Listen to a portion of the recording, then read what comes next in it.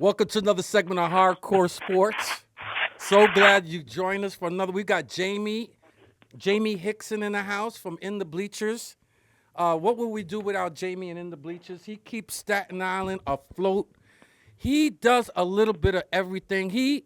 Jamie, I tell you, with his show, I tell you, he's very knowledgeable of all sports, from golf to tennis to everything, including all the major sports too. He's on top of everything, and then he's on top of the little league. He's on top of the little leagues and the high schools and the college players.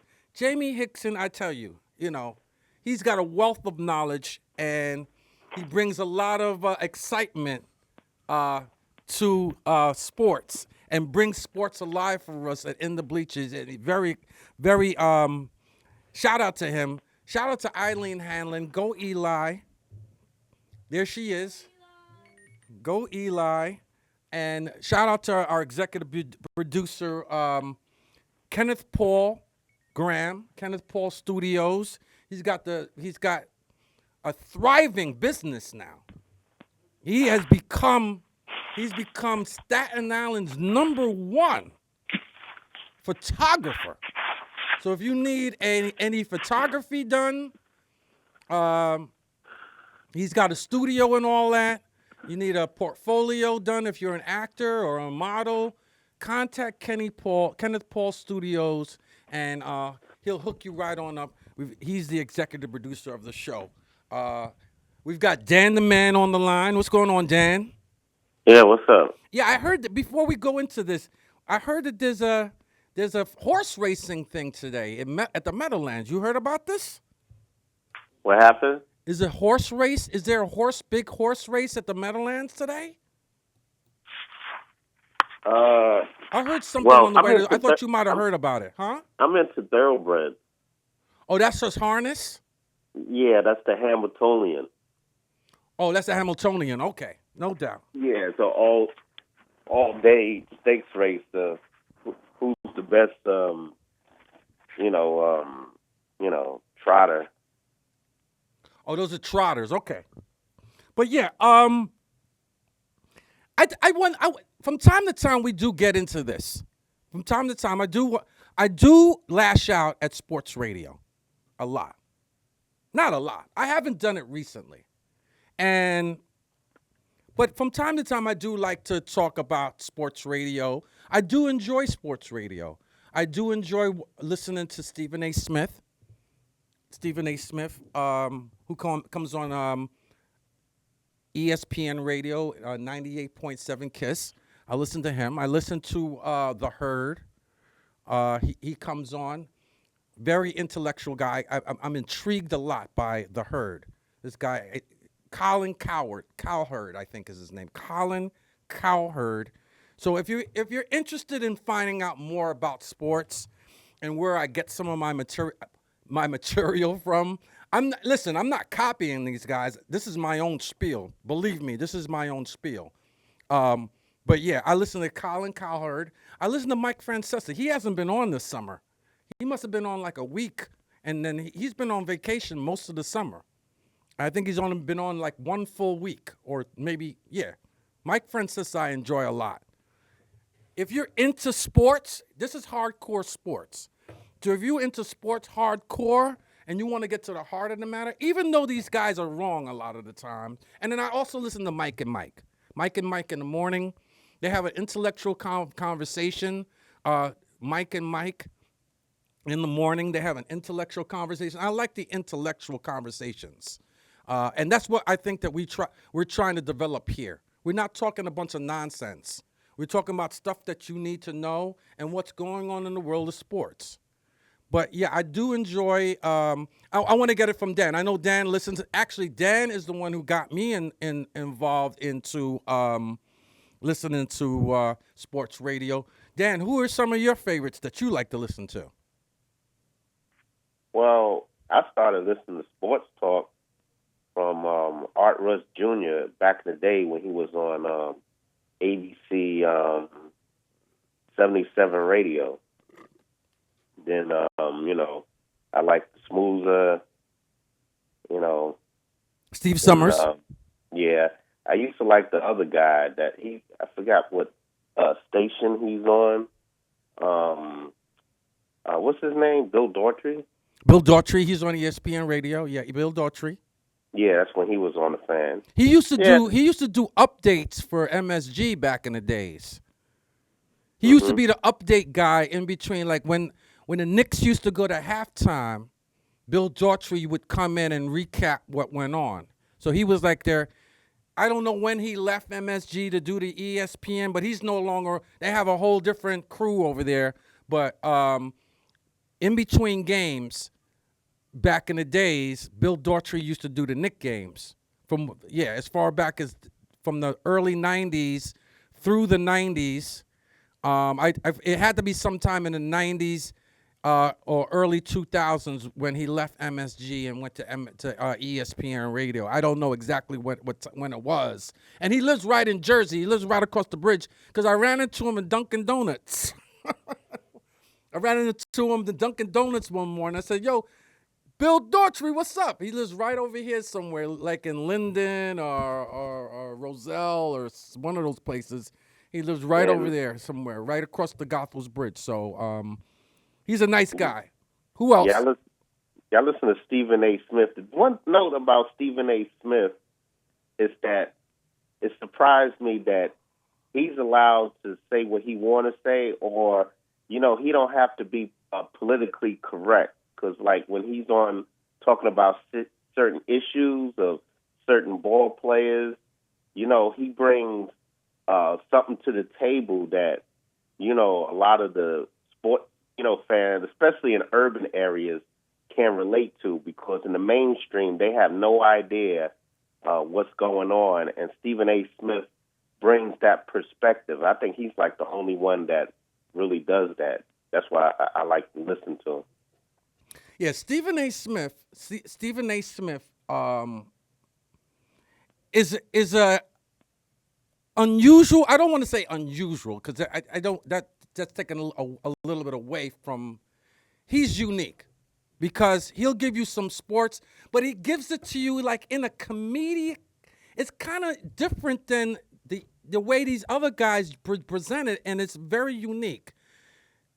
Stephen A. presents the sports like in a way a comedian would, but he's not giving a joke, but he comes off because Stephen A. Smith is one of the top ESPN guys. We listen to him locally, but he also does. He's on. If you watch the TV, ESPN must have at least 4 stations, and he's on all of them. And then he does another show called First Take that comes on during the daytime, and he's on every day. So, and the thing about Stephen A. That's another thing. Does he ever have time to sleep? Because he's on the radio, and and especially if something's going on during the NBA season, he's on. He does his own show, but they have him come in as a guest speaker on Mike and Mike. He comes on Bill Daughtry's show. He might come in on Colin Cowherd's show. He's on everybody's show during the daytime. I'm wondering, does Stephen A. ever? And then he's on TV all day. So Stephen A. is probably one of the hardest working guys in this sports business, and I definitely got to give him props for that. And then on top of it, going back a few years, ESPN gave him his own primetime show, quite frankly, which I attended on a number of occasions. I was in the studio audience. They taped it right here in the city.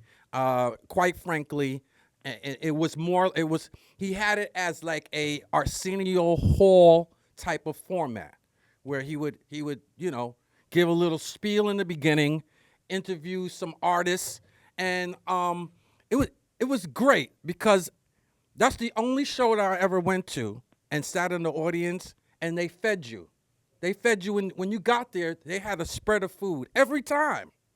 They had food every time. And then Stephen A.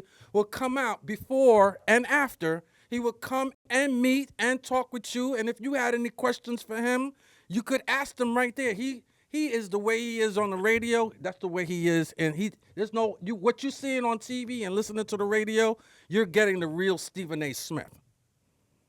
So, but it's a bunch of things that came up this week. We have this guy Riley Cooper, who used the N-word, and then we have this is the biggest stories this week. The biggest stories this week on sports radio. And I just want to, and since we're still on the sports radio thing, I just want to say this. I love these guys, but they get it wrong. And I'm not talking about anybody in particular. The thing I don't like about sports radio is they have the main guys. And what happens is once these main guys say what they have to say, then all the other guys at the station, it seems like they don't have a mind of their own. They follow suit. They follow right behind them. And so they stand lock solid behind one trend of thought, which I do not like. And some of the time, they're wrong. For example, all of them said Carmelo Anthony will never be a Knick. Most of them said it. 90% of sports radio said Carmelo Anthony will not become a Knick. Why? The Knicks don't have the pieces. They said that forever. During that whole thing a couple of years ago, they said Carmelo Anthony will never become a Knick. They don't have the pieces. Isaiah Thomas is another story. They were lock solid behind Isaiah Thomas, and it's either they thought they couldn't be that dumb to think that Isaiah Thomas was that incompetent. They portrayed Isaiah Thomas as incompetent. But as we look now, we see now the Boston Celtics are going to stink. They're going to do the same thing that the Knicks are doing, get under the cap and start all over again. And that's what the Knicks were trying to do under Isaiah Thomas. Also, Los Angeles Lakers. The Los Angeles Lakers are going to stink. There's nothing that anybody can do about it. They have to get under the cap and start all over again. But when the Knicks were going through with Isaiah Thomas, he was the worst guy in the world because he didn't win a championship. Obviously, if you're $100 million over the cap, you can't win any championship. Isaiah Thomas, so sports radio was wrong about that. And I don't understand why they give Sandy Alderson a pass. They give Sandy Alderson a pass with the Mets and their real rebuilding process. The Mets have sucked for a long time. The Mets have stunk it up in this town under Sandy Alderson for a long time. Omar Minaya is long gone. And the Mets have stunk. And they continue to stink. The Mets are 10 games under 500. And why sports radio? Why sports radio does Sandy Alderson get a pass? And when Isaiah was doing the same thing, championship. How come you're not asking Sandy Alderson about a championship? So that's my thing about sports radio. It's a double standard. Now, coming up this week on the steroids, we're going to put this and I'm going to have Dan chime in here for a minute. I'm going to ask a question here. Why does Andy Pettit get a pass for using performance-enhancing drugs and A-Rod doesn't? And A-Rod, listen, Pettit failed a drug test. A-Rod hasn't failed a drug test, and he's ostracized like he's the worst man in the world. If you listen to sports radio, A-Rod this week and these last, or whenever, the last month, A-Rod is the worst person in the world, the biggest cheater in the world. And up until this time, he has not failed a drug test that we know about. Or he might have failed one. He's on that Fed list of 104 players. We got to bring that up too. He did fail a drug test of 104 players.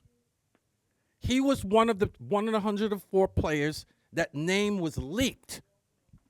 That list was supposed to be confidential. It's a Fed's list. The Fed came in and raided the baseball headquarters and seized that information and found 104 names of players, including A-Rod. And that's when A-Rod came out and said that he was taking steroids or performance-enhancing drugs with the Texas Rangers between 2001 and 2003. But my question, and Dan, can you answer this for me? I'm trying to come to grips with this thing here.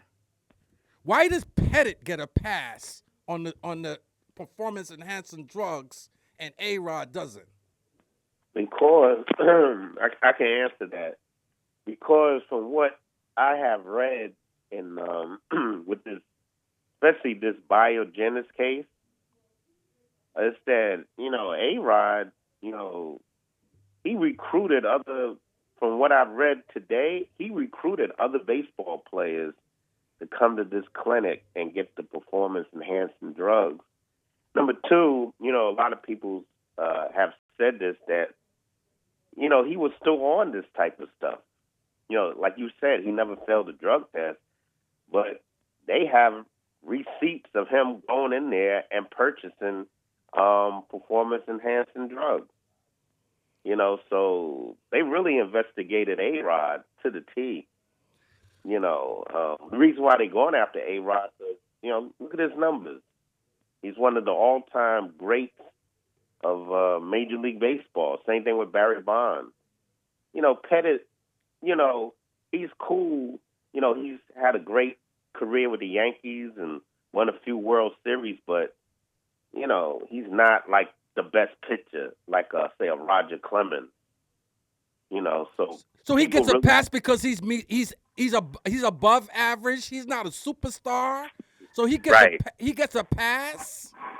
Yeah, because there's a bunch of players that is on that Biogenesis list, but as you see, they suspended Braun. He's like the best young player. They going after the top players, basically, and they really investigating a lot of these players. And when they investigate these players, like let's look at Braun, for instance. He failed 2 drug tests, but he was allowed to play Major League Baseball. And a lot of people was ticked off. They said, because he was tested positive for, performance-enhancing drugs in the playoffs. And, he fought it.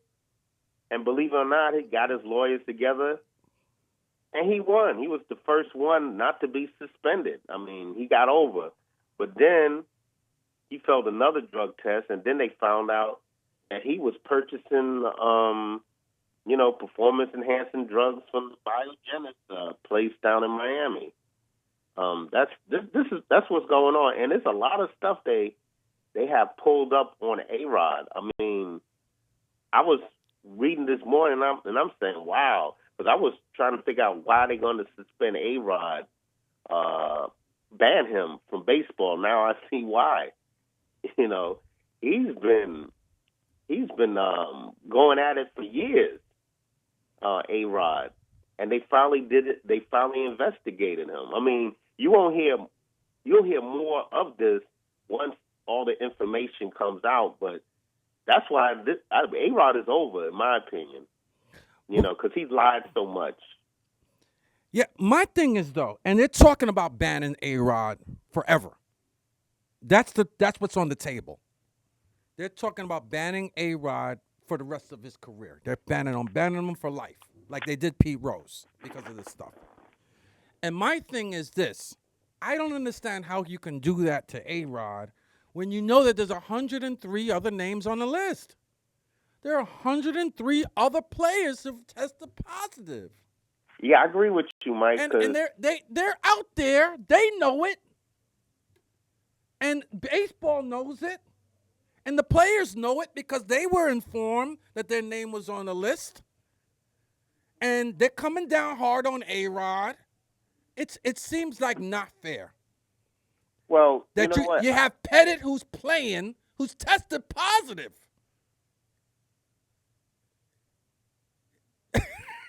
You've got but you P.E.D know who's what? playing, who's a hero. That people talking about, well, he's a borderline Hall of Famer.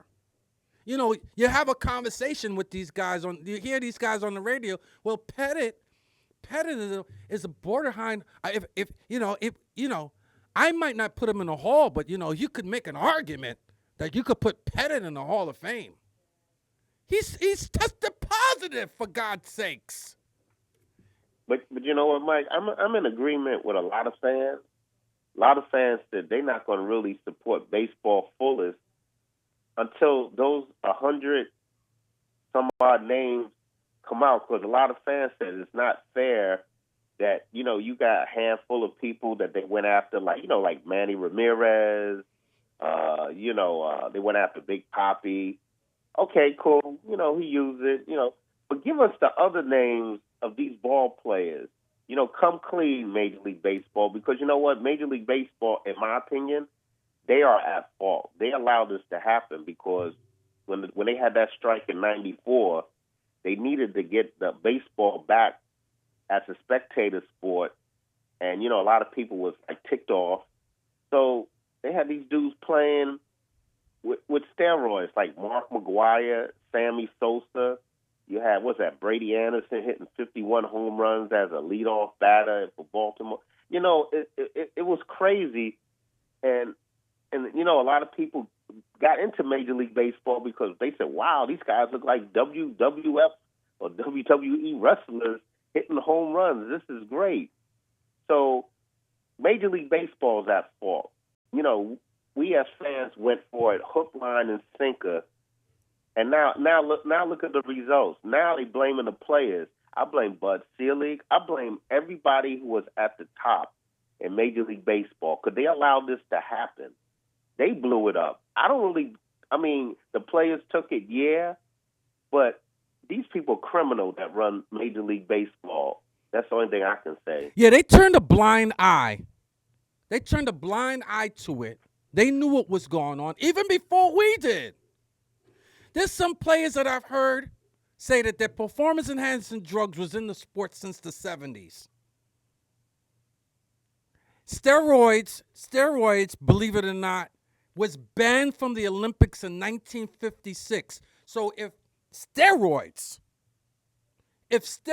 were banned in 1956, that means that the development of steroids had to go into the 40s.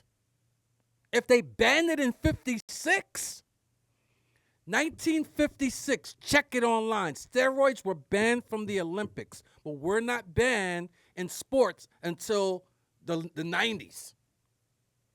But the Olympics banned steroids, had a testing program for steroids in 1956. So that means steroids were out there.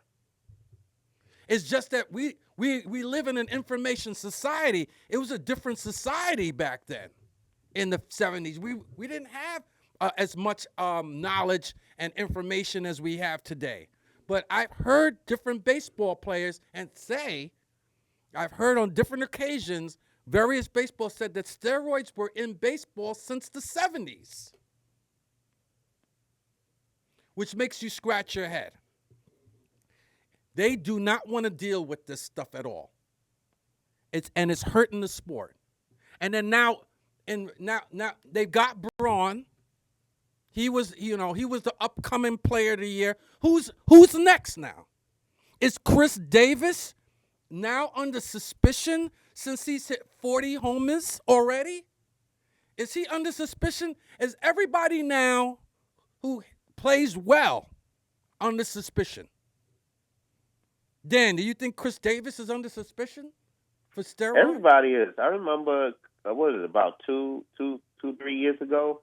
Jose Batista hit like 50-something home runs after hitting like 13 or something like that the season before.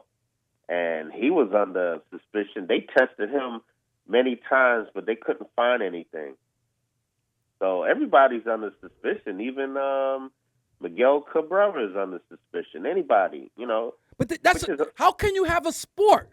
That's the point. How can you have a sport where everybody's under suspicion now? It's a cloud. And they did not handle this. They did not handle this the way it should have. MLB mishandled this thing from the beginning. Major League Baseball mishandled this whole performance enhancing drug stuff.